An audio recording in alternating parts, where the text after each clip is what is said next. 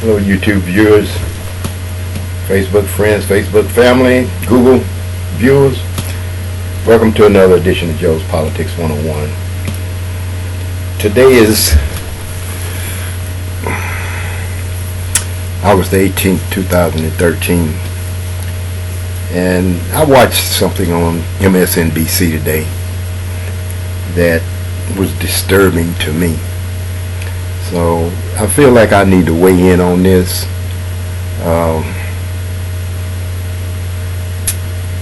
It's involving this stop and frisk policy that the New York Police Department have.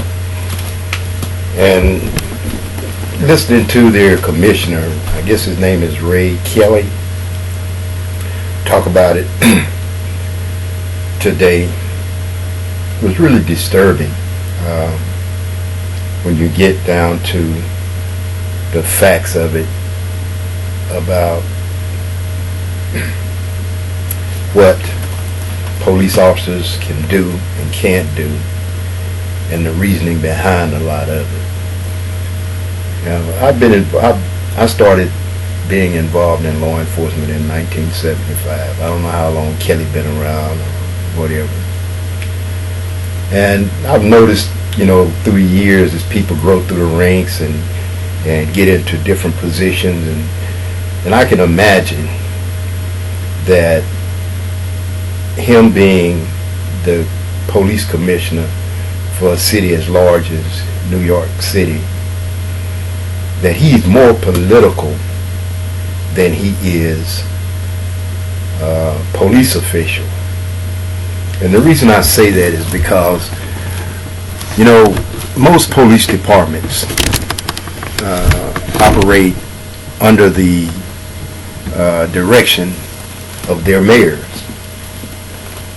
But you get to most police chiefs or police commissioners, whatever label you want to give them, you'll find that the majority of them will follow law. Now, Ray Kelly said today on MSNBC that, the policies of stop and frisk that they use in New York is based on a reasonable suspicion. Now, that's disturbing to me. What's a reasonable suspicion, and when can you determine that you're acting on reasonable suspicion? Are you seeing a person doing something? Did he say something? What is the reasonable suspicion, and how do you determine it? It would probably be a lot of chaos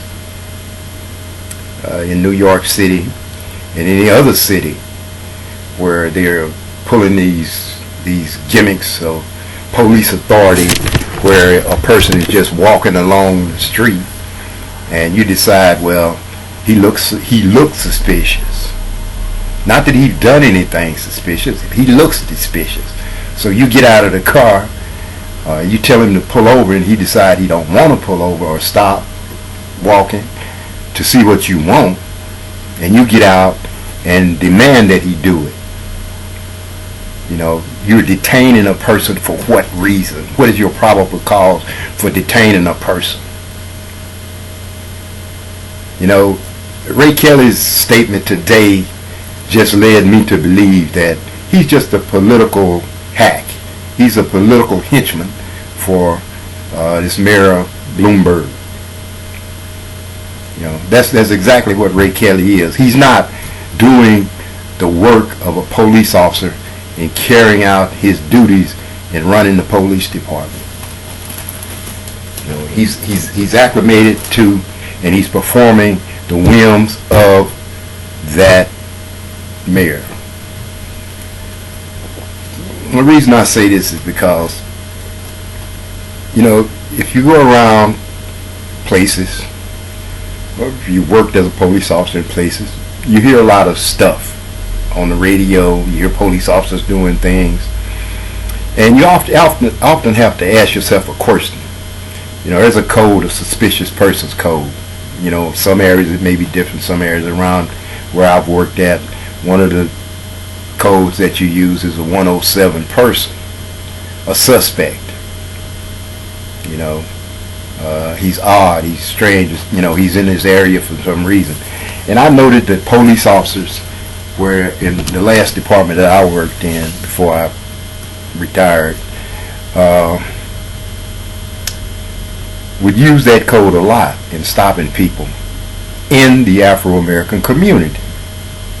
People who lived right up the street or were walking home from a club or an event, and they would stop them as 107 suspects or suspicious person.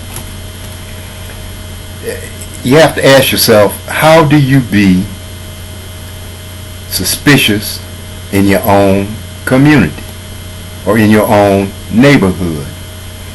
The policies that they're carrying out in